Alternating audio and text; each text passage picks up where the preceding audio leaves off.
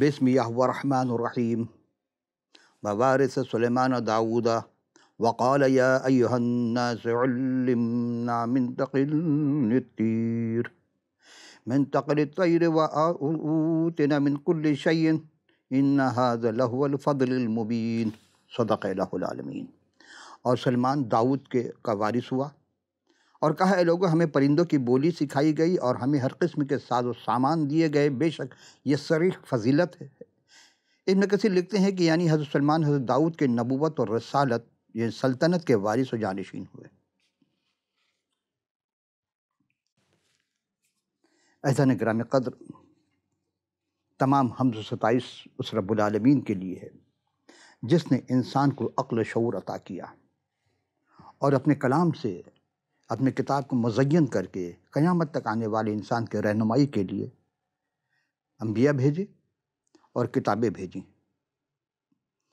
اور تاکہ کوئی بھٹکنے نہ پائے۔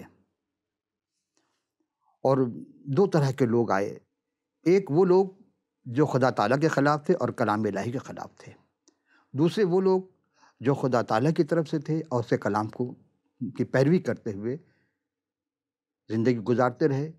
لیکن کچھ لوگ ایسے بھی تھے جو مخالف خدا تھے، وہ لوگ خدا تعالیٰ کے ان نیک بندوں کا قتل عام کرتے رہے۔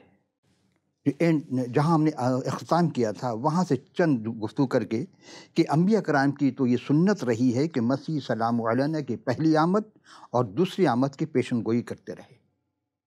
یہ باتیں جب ہم حضرت مسیح سلام علیہ کی حیات طیبہ پر گفتگو کریں گے تو ہم آپ کو وہ باتیں بتائیں گے جو انبیاء کے صحائف میں موجود ہے، پہلی آمد بھی اور آمد ثانی بھی۔ اور آمد ثانی کے مطلب قرآن شریف کی اس آیت بقرہ کی 210 نمبر آیت میں واضح ہے، جو ہم پچھلی نشست میں پیش کر چکے۔ تو لوگوں کو اکٹھا کرنے آئے تھے انبیاء کرام، نفرت کو بدل کر محبت کا درس دے رہے تھے اور محبت کو بکھیر رہے تھے، دشمن کو دوست بنانے آئے تھے۔ اور جناب مسیح نے یہ کہا تھا کہ تم اپنے دشمنوں کے لیے دعا کرو اور ان کے لیے برکت چاہو۔ وہ غیروں کو اپنا بناتے تھے، بکھرے ہوئے معاشرے کو جوڑنے کے لیے آئے تھے انبیاء کرام۔ انہوں نے انسان کے ٹکڑے کرنے نہیں آئے تھے، بکھیرنے نہیں آئے تھے، وہ تفرقہ کرنے نہیں آئے تھے، وہ افتراق کے لیے نہیں آئے تھے، وہ اختلاف کے لیے نہیں پیدا کرتے تھے، بلکہ وہ خدا تعالیٰ سے اور بندے کے درمیان ایک ربط قائم کرتے تھے۔ وہ خدا تعالیٰ کے نمائندے تھے، اور خدا چونکہ محبت ہے اور انبیاء اکرام جو تھے وہ محبتوں کے بیج بونے کے لیے آئے تھے، جو 30 گنا 60 گنا اور 100 گنا تک پھل لایا۔ اب اگر محبتوں کے بیج میں نفرت کے فصلیں اگنے لگیں تو سمجھ لیجیے کہ آپ کی یہ کہنے پر مجبور ہو جائیں گے کہ یہ اس بیج کا پھل نہیں ہے، یہ کسی اور بیج کا پھل ہے۔ محبت کے بیج میں محبت ہی کے پھل ہوں گے۔ کبھی ایسا نہیں ہوا کہ آپ کھجور کے بیج بوئیں اور اس میں آم نکل آئے گٹھلی میں، کھجور کے گٹھلی میں آم کبھی نہیں ہو سکتا۔ انبیاء کی تو ایک وراثت ہے، ان کی جائیداد اور ان کی وراثت کو وارث کو ملتی ہے، جو وراثت ہے وارث کو ملے گی، ان کو محروم نہیں کیا جا سکتا۔ اور جو ایسا ظلم کرتا ہے یا کرے گا وہ ظالم کہلائے گا۔ یہ ظلم نہ تو نبی کے ساتھ ہو سکتا ہے اور نہ ہی وارثان نبی کے ساتھ، یہ ان کو مل کر رہیں گی۔ اگر کوئی چھین بھی لے لیکن پروردگار عالم ان تک پہنچا دیتا ہے۔ عزیزان من، دوسرا وراثت جو علمی وراثت کہلاتی ہے، وہ وراثت جو پیغام کو آگے بڑھانے کی وراثت ہے، جو لوگوں کو قریب لانے کی وراثت ہے، صراط مستقیم پہ چلنے کی وراثت ہے، اس کو جو تلقین کرے وہ وارث نبی ہے، چاہے وہ سند یافتہ ہو یا نہ ہو۔ اس کے لیے دارالعلوم کی سند کا ہونا ضروری نہیں ہے، زمانے کے اعتبار سے ضروری ہے کہ آپ کے پاس جتنی زیادہ ڈگری ہوگی اتنی آپ کی بات مانی جائے گی، لیکن پروردگار عالم کی نگاہ میں ایسا نہیں ہے۔ اس کے لیے آدمی کا PhD ہونا ضروری نہیں ہے، اس کے لیے اتباع نبی ہونا ضروری ہے، اتباع رسول ہونا ضروری ہے، کلام اللہ کے مطابق زندگی گزارنا ضروری ہے۔ تو پھر ہم یہ کہنے کے حق بجانب ہے کہ جو کسی نبی کی اتباع کر رہا ہو ان معنی میں ان کا وارث ہے۔ لیکن اگر کوئی اتباع نہیں کر رہا ہے، ان کے خلاف راستے پر چل رہا ہے، تو وہ لاکھ مدعی ہو، لاکھ دعویٰ کرے کیے چلا جائے، اس کے دعوے کے اعتبار ہمیں نہیں ہے، تو رب العالمین کو کیسے ہو سکتا ہے؟ پروردگار عالم کو کیوں کر ہو سکتا ہے یا ہوگا؟ اور اب آپ یہ بھی سوچئے گا کہ کیا ہم آپ نبی والے کام کر رہے ہیں؟ اس کام کو بڑھا رہے ہیں یا نہیں؟ کیا معاشرے میں قسم کھا کر چیزیں بیچنا یہ نبی کی شان تو نہیں ہے؟ زندگی کی ادویات کو موت کے منہ تک پہنچا رہے ہیں، ہر چیز میں آپ ملاوٹ کر چکے، تو پھر نبی والا کام یہ کہاں ہوا؟ جتنی بڑے بڑے دکانیں دیکھیں گے، حاجی ہیں، فلاں حاجی صاحب، فلاں الحاج، فلاں الحاج، سارے 2 نمبر کام کر رہے ہیں۔ تو یہ حج کرنے کے باوجود بھی آپ کیا کر رہے ہیں؟ یہ تو رب العالمین کے سے دھوکہ ہے، لوگوں کو دھوکہ نہیں دیتے ہیں۔ پھر یخادعون اللہ والذین آمنوا، وہ ایمانداروں کو اور خدا کو دھوکہ دے رہے ہیں، وہ یہ سمجھے کہ ہم صحیح کر رہے ہیں۔ اگر ہم انبیاء کرام کے کام کو، ان کے پیغام کو آگے بڑھا رہے ہیں، چاہے ہمیں وارثان نبوت ہونے کا دعویٰ ہو یا نہ ہو عزیزان کرام، تو ہم سب کے لیے سعادت ہے۔ لیکن اگر ہم وارثان انبیاء ہونے کا دعویٰ تو کر رہے ہیں، لیکن ہم جو بھی کام کر رہے ہیں وہ انبیاء کرام کے تعلیم کے خلاف ہے، تو یقین جانے پھر کہ وہ بات سچ ثابت ہوتی ہے کہ بعض اوقات اولاد اتنی نالائق ہوتی ہے کہ اپنے والدین کو گالی دلوا دیتی ہے۔ اس طرح انبیاء کرام کو تذلیل ہوتی ہے، اور دعا ہے کہ رب تعالی ہمیں اس جرم سے کوسوں دور رکھے۔ معاذ اللہ، معاذ اللہ، ہم کسی بھی نبی کی شان میں کوئی گستاخی کا تصور نہیں کر سکتے، کرنا تو دور کی بات ہے، تصور بھی نہیں کر سکتے۔ لیکن ایک بات ضرور عرض کرتے ہیں کہ ہم وارثان انبیاء کو اور دعوے داران وارثان انبیاء کو جب دیکھتے ہیں، ہمیں یقین نہیں آتا کہ ان مقدس ہستیوں کے وارث ہیں۔ وہ مقدس ترین ہستیاں جو قابل اور واجب الاحترام تھیں، انہوں نے رب تعالیٰ کی مرضی و منشا کے مطابق زندگی گزاری، کلام کے مطابق زندگی گزاری۔ آج بھی ان کا نام زندہ و جاوید ہے، تابندہ ہے۔ آج بھی ان پر کروڑوں درود و سلام کے نذرانے پیش کیے جاتے ہیں، لیکن دعوے دار انبیاء کو دیکھ کر کون کہے گا کہ ان مقدس ہستیوں کے وارث ہیں؟ عزیزان گرامی، آخر میں جناب مسیح کے دونوں آمدوں کے متعلق کہ لوقا کے معرفت، نبی کے معرفت لکھی گئے انجیل جلیل جو ہم وہاں چھوڑ چکے تھے، کہ جو وہ فرما رہے تھے کہ جو کوئی پتھر اس پتھر پر گرے گا اس کے ٹکڑے ٹکڑے ہو جائیں گے، اور لیکن جس پر وہ گرے گا وہ پیس ڈالے گا۔ یہاں تک گفتگو ہوئی تھی گزشتہ نشست میں۔ اس آیت میں جناب مسیح کی پہلی آمد یعنی وہ پتھر ہے جو زمین پر ہیں، لیکن لوگوں نے ان کی فروتنی، ان کی حلمیت اور پست حالت کو سے ٹھوکر کھائی اور انہیں رد کر دیا، اور جس کے باعث وہ ٹکڑے ٹکڑے ہو گئے۔ آیت کا دوسرا حصہ، جس پر وہ گرے گا اسے پیس ڈالے گا، یہ دوسری آمد کی بات ہو رہی ہے، یعنی قرب قیامت جب مسیح دوبارہ آئیں گے۔ پتھر انہیں آسمان سے گرتا ہوا نظر آتا ہے، اور ایمان نہ لانے والے پیس ڈالے جائیں گے۔ عزیزان گرامی قدر، پروردگار عالم ہم کو، آپ کو، اس سب کو صحیح طور پر وارثان انبیاء کرام ہونے کا توفیق اور سعادت نصیب فرمائے۔ ہم پیغام بھی بڑھانے والوں میں سے ہوں اور کام بھی بڑھانے والوں میں سے ہوں۔ آئیے ہم آج کے سوال کی جانب دوبارہ چلتے ہیں۔ پہلا سوال یہ ہے کہ سلیمان علیہ السلام نے وہ کون کون سے نرالے کام کیے، انجام دیے، جو ان کے بعد کوئی نہیں کر سکا؟ تو عزیزان من، وَلَقَدْ آتَيْنَا دَاؤُدَ وَسُلَيْمَانَ عِلْمًا، یعنی کہ اور ہم نے داؤد اور سلیمان کو علم دیا۔ وقال الحمد للہ الذی فضلنا علی کثیر من عباد المؤمنین، اور کہنے کہ اللہ کا شکر ہے کہ جس نے ہمیں بہت ایمانداروں میں فضیلت دی، بہت ساری ایمانداروں میں فضیلت دی۔ حضرت سلمان وہ کون کون سے نرالے کام انجام دیے تھے جو ان سے پہلے ان کے بعد کسی نے نہیں دیا؟ وہ کام یہ ہے، سب سے پہلے زیادہ حکمت۔ یہ ہم پہلی نشست میں ان کی حکمت پیش کر چکے تھے کہ انہوں نے جو کتاب لکھی تھی، امثال کی کتاب، وہ حکمت سے بھری ہوئی ہے، اسی لیے۔ اور دوسرے عظیم ہیکل کی تعمیر کرنے والے تھے، بہترین، یہ بھی ہم پیش کر چکے تھے آپ کی خدمت میں کہ وہ یعنی کہ علم تعمیرات سے ماہر علم تعمیرات تھے۔ جب بھی انہوں نے ہیکل بنائی اور پھر ان کی بیٹی کے محلات بنے، اپنی اور بھی چیزیں، اور وہ کام جو سلمان السلام نے کیے وہ 700 ازواج تھے ان کی۔ جس قبیلے سے جس ملک سے جناب داؤد لڑتے رہے، یہ اسی قبیلے میں جا کر شادی کر لیتے تھے کسی نہ کسی سے، اور پھر وہ ملک، وہ ان کے جائیداد بھی ان کے حصے میں آ جاتی تھی۔ یعنی حضرت سلمان السلام کے 700 ازواج تھیں، اور 700 ازواج کسی بھی انبیاء کے نہیں ہیں۔ اس کے علاوہ 300 حرمین تھیں، 300 یعنی کل 1000 تھیں، اور یہ کام کسی اور نے انجام نہیں دیا۔ پانچویں چیز کہ اسرائیل کی سب سے بڑی یعنی وسیع ترین سلطنت کے مالک.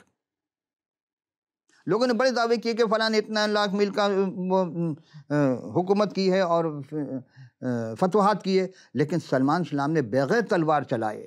دیکھیے ایک بہت بڑی بات کر رہا ہوں میں آپ سے، پوری تاریخ میں دیکھ لیجیے کہ سلمان اسلام نے ایک تلوار بھی نہیں چلائی، پھر اتنا بڑا اتنا وسیع علاقہ کیسے قائم کر لیا. اور پھر عظیم مصنف تھے. چھٹی بات ان کے اندر جو خوبی تھی، 300 امثال، ضرب الامثال، جس کے ہم پہلے نشست میں ذکر کر چکے ہیں، اسی لیے اب ہم وہ اختصار کے ساتھ پیش کریں گے. اب تھوڑے سے لفظ ہم آپ کی خدمت میں جملے عرض کرتے چلیں کہ سب سے زیادہ حکمت والی بات کیا تھی کہ خداوند متعال نے حضرت سلمان علیہ السلام کی مرضی کے موافق انہیں عقل اور سمجھنے والا دل عطا بخشا تھا. لوگ کہتے ہیں دماغ، پروردگار کہتا ہے دل، جو کرو دل سے کرو، اور یہ جان کے کرو کہ ہم خدا رب العالمین کے لیے کر رہے ہیں. اور اس کے علاوہ ان کی حکمت کی وجہ سے دولت اور عزت اور اس قدر بخشی کہ اسرائیل میں ان کی مانند کوئی بادشاہ نہیں گزرا. اور واقعی صرف اسرائیل نے بعد میں بھی اتنی بڑی حکومت نہیں ملی کسی کی، چونکہ جس نے بھی حکومت کی وہ خون ریزی کر کے کی ہے. اور دوران حکومت ان کے پاس 2 مائیں اور ایک بچہ لایا گیا تھا. اب غور کیجئے گا، یہ اسلامی تاریخ میں یہ واقعہ حضرت داؤد اسلام سے منسوب ہے، جبکہ حضرت سلمان اسلام نے اس کا فیصلہ کیا تھا کہ 2 مائیں اور ایک بچہ لائے گا. ان میں سے ہر ایک اس بات کے دعوے دار تھی کہ یہ بچہ کس کا ہے، یہ بچہ ہر کوئی دعویٰ کہ میرا بچہ ہے. اس موقع پہ سلمان اسلام حکمت عملی سے دریافت کیا، فیصلہ دیا، اور اس کی مثال امثال کی کتاب میں موجود ہے. امثال اور وائس کی کتاب میں جنہیں حکمت اور دانش کے انمول خزانہ کہا جاتا ہے. میں ابھی کتاب تشریح نہیں کر رہا ہوں اس باتوں کی، یہ آپ جب خود مطالعہ کریں گے وائس کی کتاب مقدس میں جا کر کے، تو آپ کو بہت سارے علم کا اضافہ ہوگا. دوسری چیز یہ تھی کہ ہیکل بنائی تھی انہوں نے، یعنی حکمت سے ساری چیز پھر ہیکل بنائی.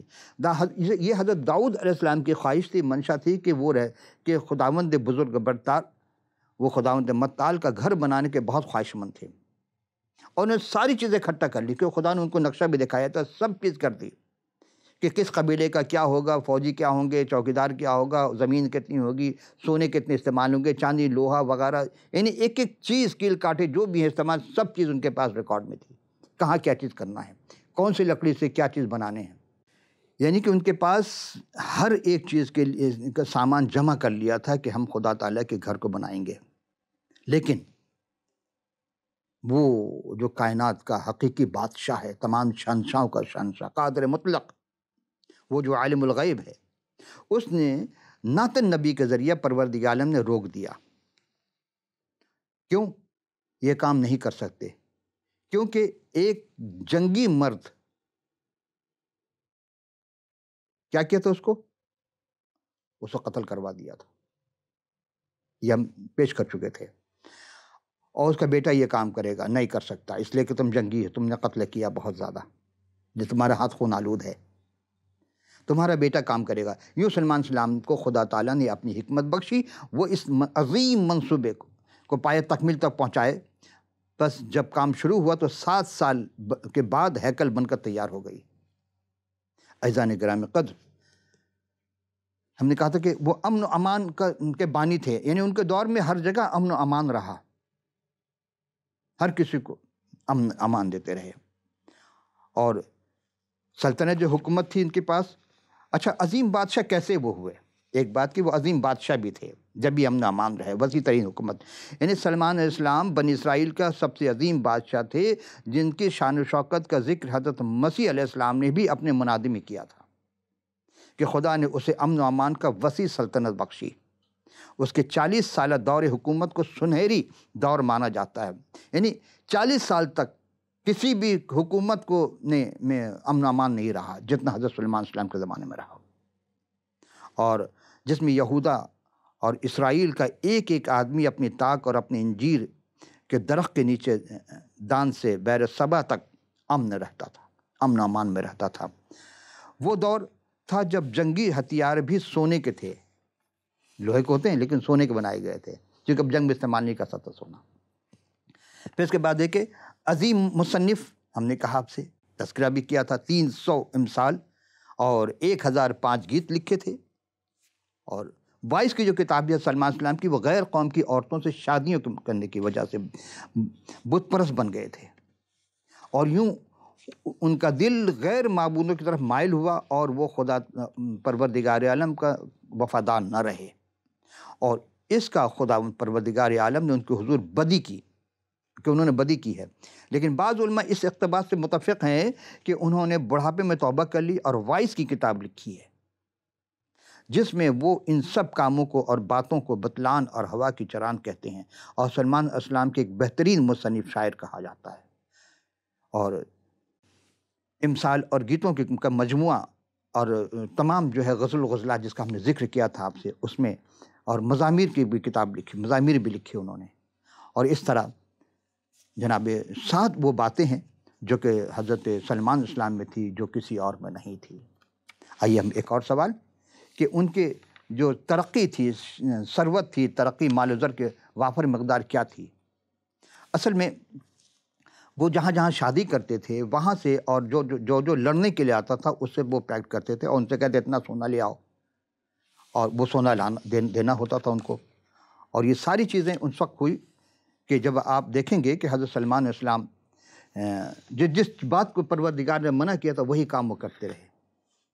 مثلا سلمان اسلام کو 30 قنطار سونا اور 420 قنطار یہ بھی سونا لیا انہوں نے، پھر 20 قنطار 666 قنطار، یعنی سونے کے ڈھالیں، سونے کے سپر، ہاتھی دانت، اور سونے کا تخت، سونے کا شیر، سونے کے برتن، بیش بہا ان کے پاس چیزیں تھیں، سونے کے وافر مقدار میں ان کے پاس چیزیں تھیں۔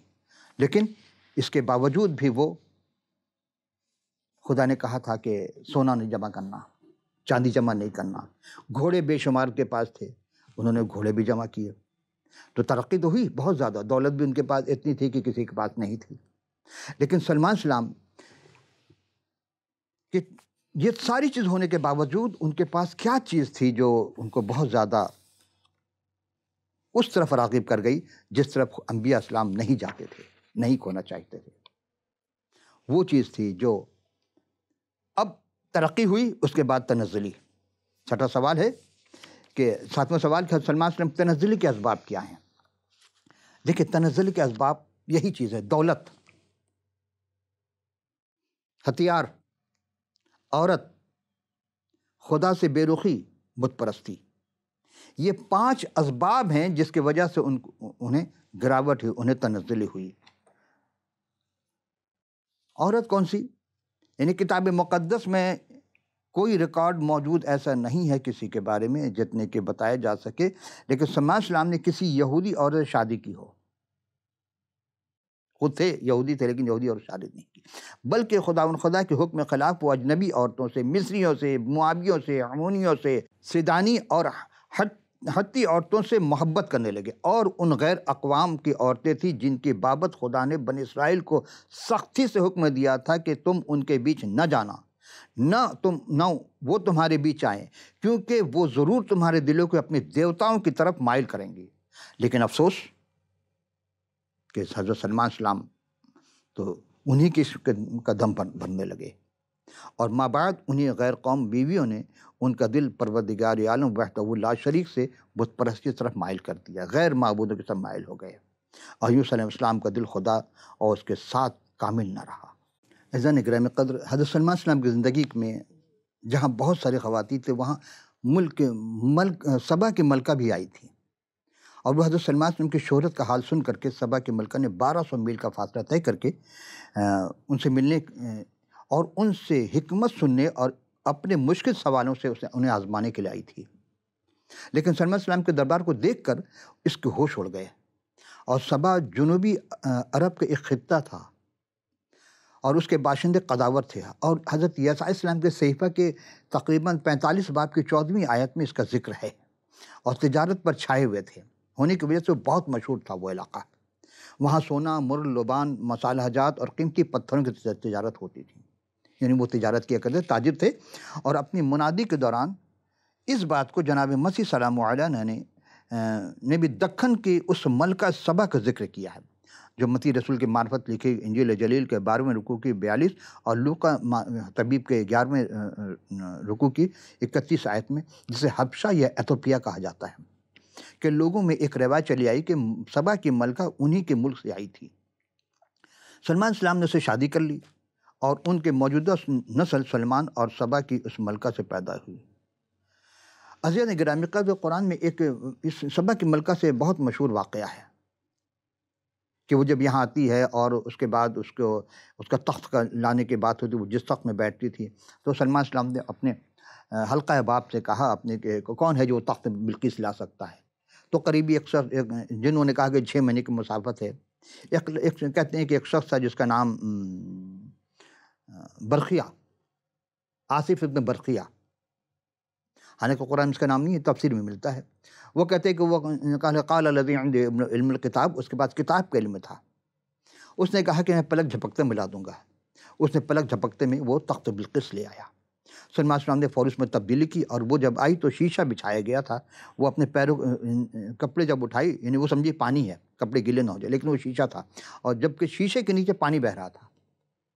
یہ حکمت تھی ان کی، وہ دیکھ کر کے وہ بہت مانوس ہوتی، اور وہ جو مسالہ جات سونا اس لیے دی کہ بادشاہ تھے، بادشاہ گفٹ میں سونا دیا جاتا ہے۔ حضرت جناب مسیح کے لیے بھی جب گفٹ آیا تھا، وہ جو پورب سے لوگ آئے تھے، ستارہ نواز تھے، ماہر فلکیات تھے، انہوں نے سونا دیا تھا۔ سونا کیوں دیا؟ کہ بادشاہ، بعد نے کہا کہ بادشاہ ہیں، یہودیہ کا بادشاہ۔ کسی نے مر دیا، لوبان دیا، لوبان کاہن ہوتے ہیں، مر یعنی ان کے انتقال ہوگا اور کفن میں لگایا جاتا ہے۔ اور اسی طرح یہ بھی سبا کی ملکہ مسالہ جات وغیرہ لے کر آتی ہے۔ بہرحال اور اس سبا کے ملکہ کے جو نام تھا، اس کے معنی خدا کی قسم، قومی تو اس کا ایتھوپیا کا تھا، اور صفات کیا تھی؟ سلمان اسلام کی حکمت سننے آئی تھی، بہت مشہور تھے، اور کتاب مقدس میں 34 مقام پر سبا کا ذکر ہے، اور اسی طرح ان میں سے یہ خاتون جو تھی 7ویں نمبر کی تھیں۔ اور حوالہ جات میں پہلا سوراتی 10ویں باب میں اس واقعے کا پوری تفصیل ملے گی آپ کو۔ اگر آپ کتاب مقدس کا مطالعہ کریں گے تو اس لیے بار بار کہتے ہیں آپ ضرور مطالعہ کیجیے، بہترین تواریخ کی کتابوں میں سے ہے۔ ملکہ سبا اور مجوسیوں کا ہم جب موازنہ کرتے ہیں کہ وہ بھی غیر قوم تھے، کون؟ ملکہ سبا، اور مجوسی بھی غیر قوم تھے۔ وہ دکن یعنی جنوب سے آئے تھے، اور مجوسی سے وہ پورب سے آئے تھے۔ سلمان کو دیکھنے کے لیے آئے اور وہ مسیح کو دیکھنے کے لیے آئے تھے۔ اسی طرح تحائف کے ساتھ آئی تھی وہ، اور یہ بھی تحائف لے کر آئے تھے۔ پھر اس کے بعد کردار جب دیکھیں گے سبا کی ملکہ کا، تو وہ اپنے ملک میں سلمان کے اسلام کی صورت کو سنی اور سمجھتی ہے کہ حکمت، بڑی حکمت والی بات ہے، تو میرا ملک بہت خوبصورت ہے، اور میرے ملک کے خزانے جوہرات بہت قیمتی ہیں۔ یہ ہر ملک والے یہی سمجھتے ہیں، لیکن جس کا ملک ہوتا وہ بہتر جانتا ہے۔ جب دوسرے ملک میں جاتا وہ کہتے ہیں یہاں تو بہت زیادہ فراوانی ہے، لہٰذا جو کہ اس نے سلمان اور اس کے ملک کے بارے میں سنا تھا ملکہ سبا نے، اس نے اس کی تصدیق چاہی، مگر وہ سب کچھ جس کا اس نے قصور کیا تھا، اس نے کہا کہیں زیادہ پایا، تصور تھا اس سے کہیں زیادہ اس نے پایا، اقرار کیا کہ مجھے تو آدھا بھی نہیں بتایا گیا۔ اب پھر شاہی آداب اور آداب والی تھی، اسی لیے وہ خود اپنے ایک ملکہ تھی، لہٰذا اسے اس دورے یعنی کہ شاہی دربار کے جو آداب تھے وہ بخوبی اس کا علم تھا۔ وہ بڑی جلو کے ساتھ یروشلم میں آئی تھی، اور اسے ایسے قیمتی تحائف پیش کیے جو سلمان اسلام کے بادشاہت ہونے کے شایع نشان تھی، جس طرح کے مجوسی جب آئے تھے وہ بھی جناب مسیح کے شایع نشان تھے۔ یہاں ہم دیکھتے ہیں کہ سبا کے ملکہ نے سلمان کو پیش کیے، ویسے ہی بہت سے بہتات کے ساتھ نہ آئے جیسا آنا چاہیے تھا۔ پھر ہم دیکھتے ہیں وہ غیر قوم سے تھی، یہ ہم پیش کر چکے آپ کی خدمت میں۔ اب ہم بالکل آخر میں پہنچے ہیں کہ ان کی حکومت کو، گھر کے تعمیر، ان کے دسترخوان کو، بہت ساری چیزیں دیکھ کر کے وہ جناب سلمان سے شادی کے لیے راضی ہو جاتی ہیں، اور وہ شادی کر لیتے ہیں۔ اب آئیے ہم وہاں چلتے ہیں کہ حضرت یہ داؤد علیہ السلام اور سلمان علیہ السلام اور حضرت مسیح علیہ السلام کا کیا موازنہ ہے۔ عزیزان گرامی قدر، پہلے ہم داؤد اور سلمان علیہ السلام دونوں کا موازنہ پیش کرتے ہیں، پھر سلمان اور مسیح علیہ السلام کا واقعہ پیش کر کے، یعنی موازنہ پیش کر کے ہم یہاں سے آپ سے اجازت چاہیں گے۔ داؤد علیہ السلام اسرائیل کے متحدہ سلطنت کے دوسرے بادشاہ تھے، جبکہ سلمان السلام اسرائیل کے متحدہ سلطنت کے تیسرے اور آخری بادشاہ ہوئے۔ داؤد علیہ السلام باپ تھے، سلمان السلام بیٹا تھے۔ ان کی حکومت 40 سال تھی داؤد السلام کی، اور سلمان السلام کی بھی عرصہ جو ہے وہ 40 سال کا ہے۔ داؤد السلام جنگ و جدال کا دور تھا، جبکہ سلمان السلام کا دور امن امان کا دور تھا۔ داؤد السلام خدا کے دل کے موافق تھے، اور جناب وہ سلمان اسلام خدا کے سے منحرف ہو گئے تھے. جناب مسیح یسوع کی مثیل حضرت داؤد تھے اور یسوع کے مثیل جناب سلمان بھی ہوئے، لیکن ویسا نہیں. خدا پرست تھے جناب داؤد اسلام، لیکن وہ اپنے جب گناہ ہو جاتا وہ توبہ کر لیتے ہیں. اور سلمان اسلام عیاش قسم کے ذہنی پائے اور انہوں نے بہت ساری شادیاں، اس کی دلیل ہے، اور انہوں نے توبہ نہیں کی. ان کی داؤد اسلام کی عمر 70 سال اور سلمان اسلام کی عمر 66 سال. اب ہم آخری گفتگو کے سوال کا دوسرا جز کہ حضرت سلمان اسلام کے حضور مسیح کے ساتھ کیا مشابہت ہے. عزیزان گرامی قدر، حضرت سلمان اسلام امن و امان کا حکومتی دور تھا. جناب مسیح 1000 سالہ بادشاہت کے وہاں پہ سنہری دور دکھایا گیا. جو آپ جب آئیں گے آمد ثانی ہوگی تو 1000 سالہ بادشاہت ہوگی، وہ بھی امن و امان کا دور ہوگا. اور جناب سلمان اسلام جو تھے وہ حکمت والا بادشاہ تھے. حضرت سلمان اسلام دولت، عزت، جاہ و جلال والا بادشاہ کہلائے، اور جناب مسیح بھی دولت، عزت اور جاہ و جلال میں سلمان سے بڑھ کر ہیں، کیونکہ وہ شہرت جناب مسیح کو ملی جو کسی کو نہیں ملی. وہ 40 سال تھی، اس لیے انہوں نے صرف 3 سال تبلیغ کی تھی. اب آئیے، ارد گرد کے قوموں میں شہرت، جناب مسیح سلمان اسلام کی بہت شہرت تھی، اور جناب مسیح کی پوری دنیا میں شہرت ہے، اور ہر کوئی چاہتا ہے کہ ہم ان کا دیدار کریں جب وہ دوبارہ آئیں گے اس دنیا میں. عزیزان گرامی قدر، آج ہم جناب سلمان اسلام کی تیسری اور آخری قسم میں اختتام کر رہے ہیں، لیکن چند چیز ہم پیش کر دیں آپ کی خدمت میں کہ عمر کی تقسیم کس طرح ہوتی ہے حضرت سلمان اسلام کی. سلمان اسلام 26 سال کے تھے جب بادشاہ بنے، 7 سال ہیکل بنانے میں صرف کیا، 13 سال اپنے محل بنانے میں صرف کیا، 40 سال حکومت کی، 66 سال میں آپ کا انتقال ہو گیا. اور مسیح کا انتقال اس زمانے میں ہوا اور حق پر رہنے کی خاطر ہوا، صلیب پر ہوا. اور جناب مسیح نے آخر تک جب اس صلیب پر جانے سے پہلے آپ نے بتایا تھا کہ میں جس طرح یونا 3 دن 3 رات مچھلی کے پیٹ میں رہے گا، اسی طرح رہا، اسی طرح ابن آدم بھی 3 دن رات زمین کے اندر رہے گا. اور اپنے وعدے کے بعد وہ زندہ ہوئے تیسرے دن از خود، اور پھر صعود سماوی ہوئے 40 دن کے بعد، اور دوبارہ وہ اس دنیا میں جلوہ افروز ہوں گے. اب جو ایمان لائے گا ان پر وہ نجات یافتہ ہوگا، خواہ وہ یہودی ہو غیر یہودی ہو، اور جو انکار کرے گا وہ نجات یافتہ نہیں ہو سکتا. اب آپ سوچئے، غور کیجئے گا کہ کیا نجات چاہیے کہ نہیں. وآخر دعوانا ان الہ میں عالمین. ہم اگلی نشست میں جب آئیں گے نئے عنوان کے ساتھ، اس وقت اجازت، خدا حافظ ناصر.